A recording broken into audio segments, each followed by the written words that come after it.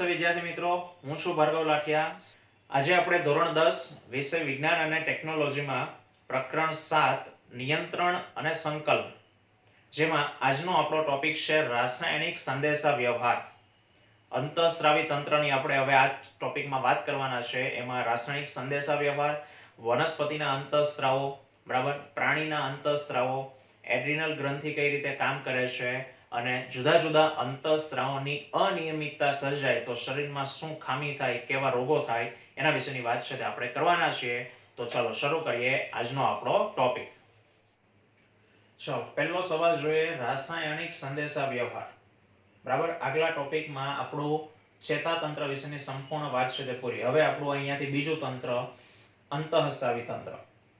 અંતઃસ્રાવી તંત્રનો આપણે મુખ્ય ભાગ કીધો તો અંતઃસ્રાવ, જેના માટે ચોપડીમાં શબ્દ વાપર્યો છે રસાયણ। તો આપણે એ જોવાનું છે કે રાસાયણિક સંદેશા વ્યવહાર કઈ રીતે થાય, અંતઃસ્રાવને કારણે કઈ રીતે સંદેશો વ્યવહાર છે તે થાય છે।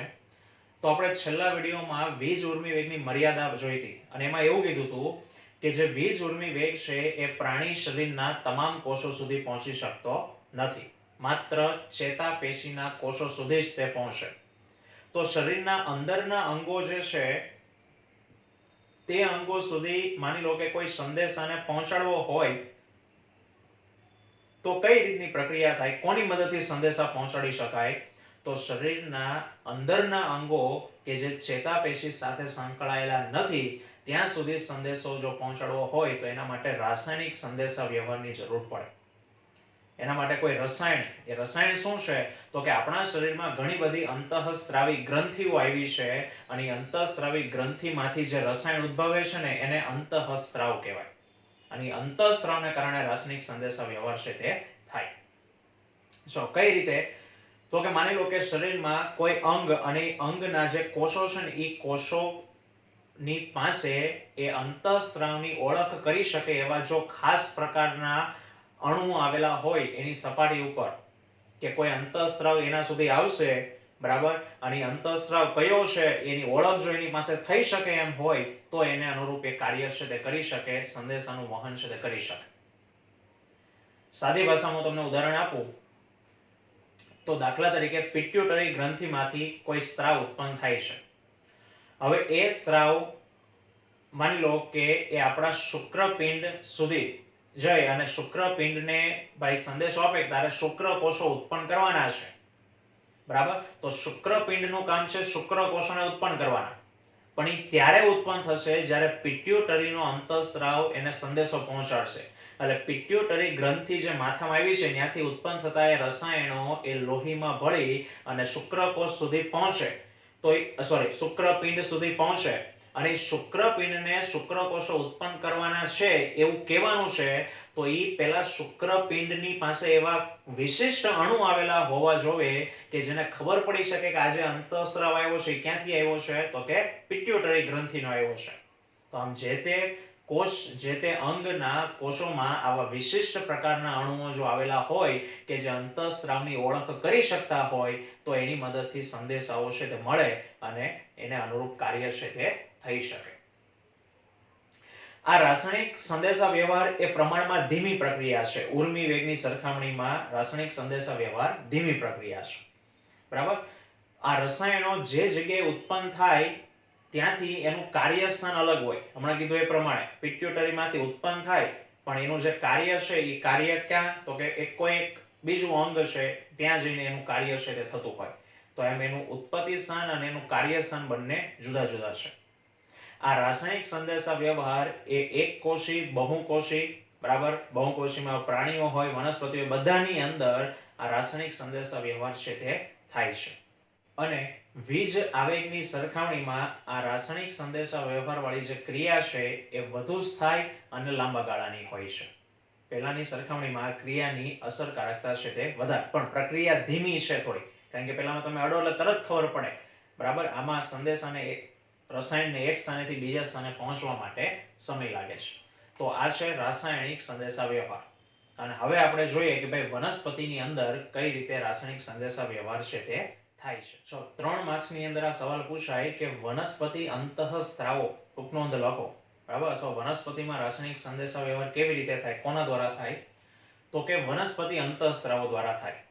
આ વનસ્પતિ અંતઃસ્રાવ કોને કહેવાય? તો કે વનસ્પતિ દ્વારા ઉત્પન્ન થતા રાસાયણિક સંયોજન કે જે વનસ્પતિની વૃદ્ધિ થવામાં, વિકાસ પામવામાં અને પર્યાવરણ પ્રત્યેના પ્રતિચારને અનુરૂપ મદદ કરતા હોય તો એવા રસાયણો એને વનસ્પતિના અંતઃસ્રાવો કહેવાય. વનસ્પતિમાં અંતઃસ્રાવ એક સ્થાનેથી ઉત્પન્ન થાય અને એ સીધા જ એના જે જગ્યાએ કાર્ય કરવાનું હોય ત્યાં પ્રસરણ દ્વારા છે તે પહોંચી જાય છે. હવે મિત્રો, વનસ્પતિમાં જે અંતઃસ્રાવ ઉત્પન્ન થાય એ બે પ્રકારના છે. એક અંતઃસ્રાવ અમુક એવા છે કે જે વનસ્પતિની વૃદ્ધિને પ્રેરતા હોય, એટલે કે આ અંતઃસ્રાવના કારણે વનસ્પતિની વૃદ્ધિ થતી હોય, એની લંબાઈ છોડમાં વધારો થતો હોય. અને બીજા પ્રકારના અંતઃસ્રાવો એવા છે કે જે વનસ્પતિને વૃદ્ધિને થવા ન દે, એટલે કે વનસ્પતિને વૃદ્ધિને અવરોધતા અંતઃસ્રાવો. ચલો, તો આપણે સૌથી પહેલા વનસ્પતિ વૃદ્ધિને પ્રેરતા અંતઃસ્રાવની વાત કરીએ. વૃદ્ધિ પ્રેરક અંતઃસ્રાવ. તો વૃદ્ધિ પ્રેરક અંતઃસ્રાવો ત્રણ છે: ઓક્સિન, ઝિબ્રેલિન અને સાઇટોકાઇનિન. આ ત્રણ અંતઃસ્રાવો એ વનસ્પતિમાં વૃદ્ધિ પ્રેરક છે, જે વનસ્પતિની વૃદ્ધિ પ્રેરે, વનસ્પતિની લંબાઈ, હાઈટ, પહોળાઈમાં વધારો કરે.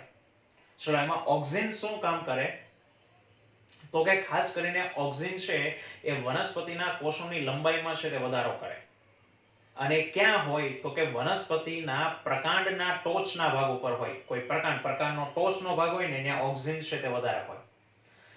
હવે જ્યારે સૂર્યપ્રકાશ વનસ્પતિ ઉપર પડે તો ઓક્સિન છે ને એ પ્રકાશથી દૂર ભાગે. દાખલા તરીકે વનસ્પતિ છે, આ ભાગ ઉપર ઓક્સિન છે, તો સૂર્યપ્રકાશ જ્યારે વનસ્પતિ પર પડે છે ને તો ઓક્સિન જે ભાગ ઉપર પ્રકાશ નથી એ ભાગમાં જતો રહે, એટલે એના પાછળના ભાગમાં. જે ભાગ પર પ્રકાશ નથી આ ભાગ પર ઓક્સિન જમા થાય અને ત્યાં ઓક્સિનનું પ્રમાણ વધવાને કારણે બરાબર લંબાઈ, કોષની લંબાઈમાં છે તે વધારો થાય છે, જેના કારણે વનસ્પતિનું જે પ્રકાંડ છે ને એ જે દિશામાં પ્રકાશ આવતો હોય એ દિશામાં શું થાય છે? લંબાઈમાં વધારો થાય છે. તો ઓક્સિન એ વનસ્પતિની લંબાઈમાં છે તે વધારો કરે છે. સેમ એવી રીતે ઝિબ્રેલિનનું કામ પણ એમ છે કે ઓક્સિનની માફક જ વનસ્પતિની વૃદ્ધિને પ્રેરે છે, લંબાઈમાં વધારો કરે છે. સાઇટોકાઇનિન, તો કે સાઇટોકાઇનિન કોષ વિભાજનને પ્રેરે. જ્યાં કોષ વિભાજન ઝડપથી થતું હોય ને એવા ભાગો ઉપર સાઇટોકાઇનિન આવેલું હોય. અને જે વારંવાર કોષ વિભાજન કરી અને વનસ્પતિની વૃદ્ધિ કરે. ખાસ કરીને વનસ્પતિના ફળ છે, વનસ્પતિના બીજ છે, બરાબર, ત્યાં કોષ વિભાજનની ક્રિયા ઝડપથી થતી હોય તો એવા ભાગો ઉપર આ સાઇટોકાઇનિન છે તે આવેલું હોય. આ ત્રણ અંતઃસ્રાવો છે વૃદ્ધિ પ્રેરક, વનસ્પતિની વૃદ્ધિ થવામાં મદદ કરે. ચલો, બીજા છે વૃદ્ધિ અવરોધક અંતઃસ્રાવ. વૃદ્ધિ અવરોધક અંતઃસ્રાવ બે છે: એબ્સિસિક એસિડ અને ઇથિલિન. આ એબ્સિસિક એસિડ અને ઇથિલિન શું કામ કરે છે? તો કે વનસ્પતિની વૃદ્ધિને થવા ન દે, વૃદ્ધિને અવરોધે, બરાબર, જેને કારણે વનસ્પતિના પર્ણો છે એ સુકાઈ જાય છે. સુકાઈને પર્ણો ખરી પડે તો એ વૃદ્ધિને અવરોધી કહેવાય. તો આ અંતઃસ્રાવો એ વૃદ્ધિ અવરોધક છે. અને યાદ રાખજો, અંતઃસ્રાવના નામ પણ એમસીક્યુમાં પરીક્ષાની અંદર પૂછાય કે નીચેનામાંથી કયો અંતઃસ્રાવ વૃદ્ધિ પ્રેરક છે કે વૃદ્ધિ અવરોધક છે. 2 માર્ક્સની અંદર સવાલ પૂછાય, ટૂંક નોંધ લખો: એડ્રિનલ ગ્રંથિ અથવા તો લડોયા ભાગોની પરિસ્થિતિમાં કયો અંતઃસ્રાવ ઉત્પન્ન થાય છે અને તેની અસર જણાવો. તો આપણા શરીરમાં જ્યારે કટોકટીની પરિસ્થિતિ હોય, બરાબર, કે એ પરિસ્થિતિની સામે આપણે લડી લેવું કે એ પરિસ્થિતિથી આપણે ભાગી જવું, આવી પરિસ્થિતિ જ્યારે સર્જાય ત્યારે આપણા શરીરમાં આવેલી એડ્રિનલ ગ્રંથિ એમાંથી એડ્રીનાલિન નામનો અંતઃસ્રાવ ઉત્પન્ન થાય. અને આ અંતઃસ્રાવ એ આપણને કટોકટીની પરિસ્થિતિમાં યોગ્ય નિર્ણય લેવામાં મદદ કરે. સાદું ઉદાહરણ આપું કે ધારો કે તમે ગાડી લઈને જતા હો અને તમારી ભૂલને કારણે તમે કોઈ વ્યક્તિની સાથે ગાડીને ભટકાડી દો છો, એક્સિડન્ટ થઈ જાય છે. તો આ પરિસ્થિતિમાં તમારી પાસે બે ઓપ્શન છે: કા એ પરિસ્થિતિનો સામનો કરવો અને કા પછી ત્યાંથી ભાગી જવું. તો તમને યોગ્ય નિર્ણય લેવામાં છે એ મદદ કરે છે આ અંતઃસ્રાવી એડ્રિનલ ગ્રંથિ, જેમાંથી ઉત્પન્ન થતો એડ્રીનાલિન અંતઃસ્રાવ, બરાબર. અને એટલા માટે આ ગ્રંથિ અને લડો યા ભાગો ગ્રંથિ તરીકે છે તે ઓળખવામાં આવે છે. ચલો, જ્યારે એડ્રીનાલિન અંતઃસ્રાવ ઉત્પન્ન થાય ત્યારે શું સર્જાય છે? તમે જ્યારે ગાડી કોઈની યારે ભટકાડો છો ત્યારે તરત તમારા શરીરમાં કંઈક ફેરફારો થાય.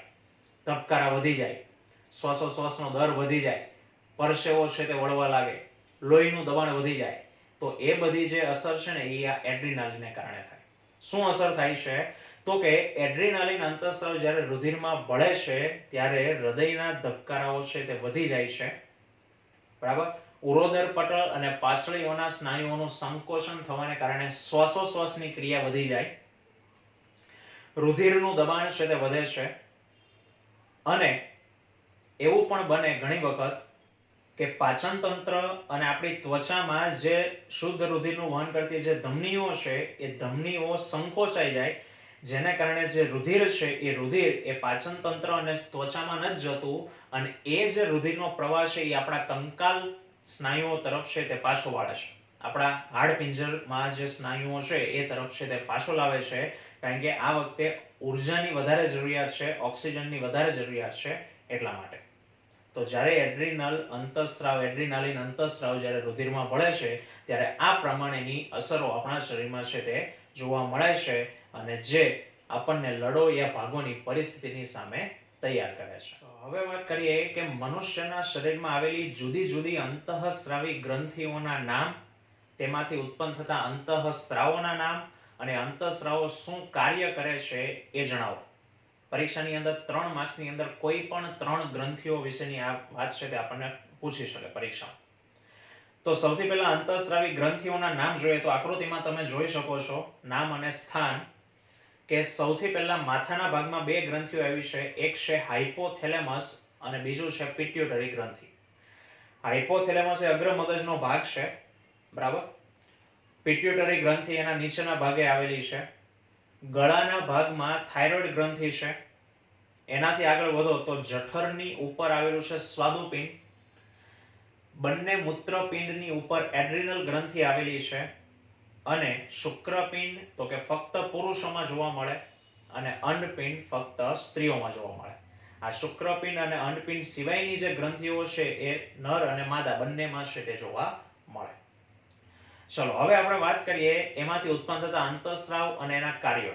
તો કોષ્ટક તમે જોઈ શકો છો અહીંયા. આ કોષ્ટકમાં સૌથી પહેલા તો કે હાઇપોથેલેમસ.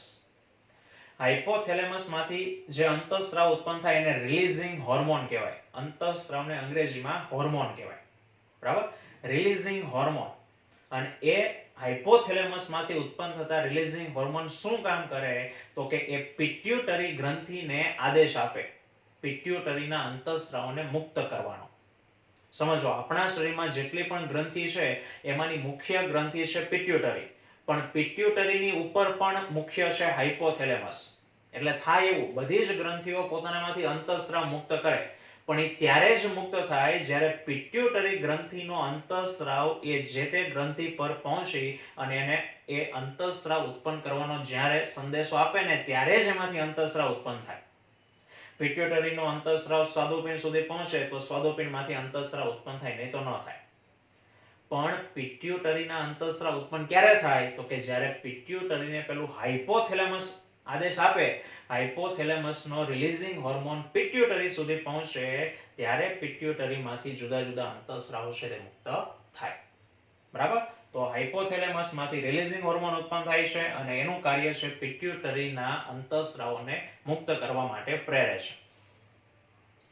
બીજું છે પિટ્યુટરી ગ્રંથિ.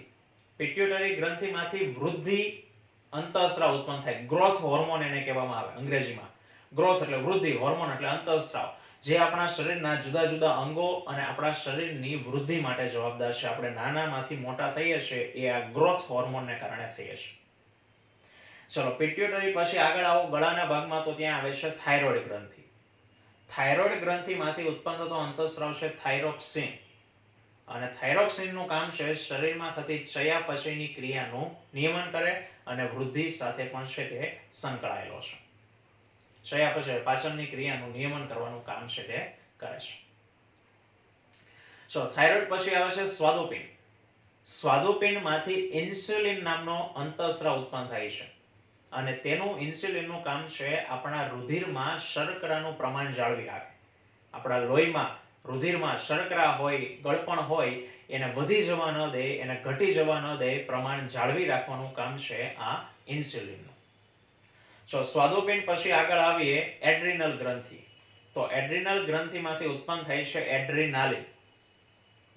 અને હમણાં આપણે વાત કરીએ પ્રમાણે એડ્રિનાલિનનું કામ છે શરીરને કટોકટીની પરિસ્થિતિમાં શું કરે છે? તૈયાર કરે છે. ત્યારબાદ છે શુક્રપિંડ. શુક્રપિંડમાંથી ઉત્પન્ન થતો અંતઃસ્રાવ છે ઇસ્ટ્રોજન. શુક્રપિંડમાંથી ઉત્પન્ન થતો અંતઃસ્રાવ છે ટેસ્ટોસ્ટેરોન.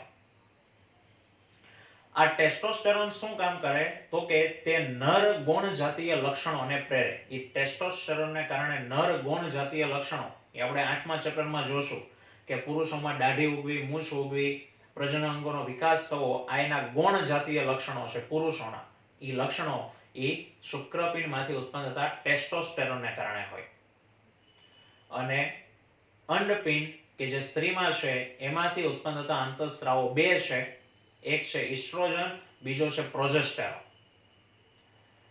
એ ઇસ્ટ્રોજનનું કામ શું છે? તો કે ઇસ્ટ્રોજનનું કામ છે માદા ગૌણ જાતીય લક્ષણોને પ્રેરે, માદા પ્રજનન અંગોનો વિકાસ કરે, સિવાય સ્ત્રીઓમાં માસિક ચક્રની શરૂઆત કરે, અને પ્રોજેસ્ટેરોન એ સ્તન ગ્રંથિનો વિકાસ છે તે કરે છે.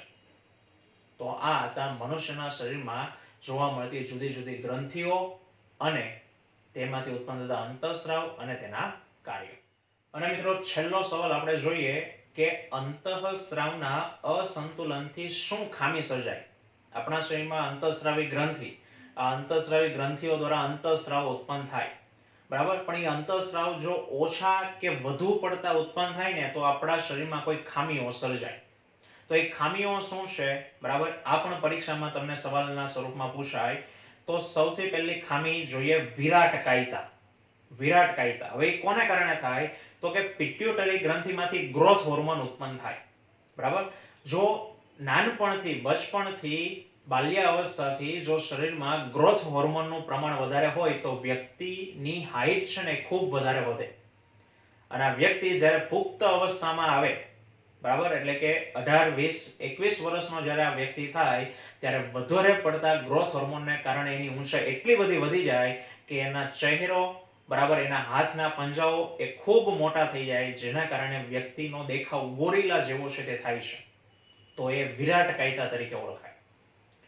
બીજું છે વામનતા. વામનતા એટલે ઠીંગણાપણું. જો બાળપણથી જ ગ્રોથ હોર્મોન ઓછો ઉત્પન્ન થતો હોય, ગ્રોથ હોર્મોનનું પ્રમાણ પહેલેથી જ જો ઓછું હોય તો વ્યક્તિની ઊંચાઈ વધતી નથી, અને આવી પરિસ્થિતિમાં વ્યક્તિ છે ને એ ઠીંગણો રહે છે, એની ઊંચાઈ છે તે વધતી નથી. ત્રીજું છે ગોઈટર. ગોઈટર શું છે? તો કે સામાન્ય રીતે આપણા થાઇરોઇડ ગ્રંથિમાંથી થાઇરોક્સિન ઉત્પન્ન થાય, બરાબર.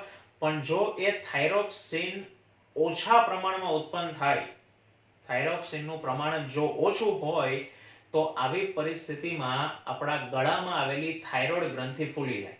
અને યાદ રાખજો, થાઇરોક્સિન બનવા માટે આયોડિનની જરૂર છે. એટલે કે તમે મીઠું જો ન ખાતા હોય તો તમારા શરીરમાં આયોડિનની ઉણપ હોય, અને આયોડિન ઓછું છે તો થાઇરોક્સિન ઉત્પન્ન નહીં થાય, ઓછો ઉત્પન્ન થશે. અને થાઇરોક્સિન ઓછો ઉત્પન્ન થશે તો તમારા ગળામાં આવેલી થાઇરોઇડ ગ્રંથિ ફૂલી જાય છે, જેને કારણે, બરાબર, આ ગળું આપણું ફૂલેલું જણાય અને જેને ગોઈટર તરીકે ઓળખવામાં આવે. રોગનું નામ છે ગોઈટર. ડાયાબિટીસ. તો સ્વાદુપિંડમાંથી ઇન્સ્યુલિન ઉત્પન્ન થાય. ઇન્સ્યુલિનનું કામ છે રુધિરમાં શર્કરાનું પ્રમાણ જાળવી રાખે. હવે માની લો કે સ્વાદુપિંડમાંથી ઇન્સ્યુલિન ઓછો ઉત્પન્ન થાય છે, બરાબર, તો રુધિરમાં શર્કરાનું પ્રમાણ વધ્યા રાખે છે અને પરિણામે એનાથી આપણને ડાયાબિટીસ છે તે થાય. તો આપણા શરીરમાં આ અંતઃસ્રાવો જો ઓછા કે વધારે પડતા ઉત્પન્ન થાય તો એના કારણે આપણને આ પ્રમાણેની ખામીઓ છે તે સર્જાય છે. તો મિત્રો આ હતો આજનો આપણો ટોપિક, અને અહીંયા આપણું આ 7મું ચેપ્ટર પણ અહીંયા છે તે સંપૂર્ણપણે પૂર્ણ થાય છે. જો તમને વિડીયો ગમ્યો હોય તો લાઈક કરો, શેર કરો અને કમેન્ટ કરો. અને જો હજુ સુધી તમે અમારી ચેનલને સબસ્ક્રાઇબ ન કરી હોય તો ચેનલને સબસ્ક્રાઇબ કરી બેલ આઇકન દબાવો, જેથી અમારા વિડીયો સૌથી પહેલા તમે જોઈ શકો. આવતા વિડીયોમાં ફરી પાછા મળીશું. ત્યાં સુધી જય હિન્દ, જય ભારત.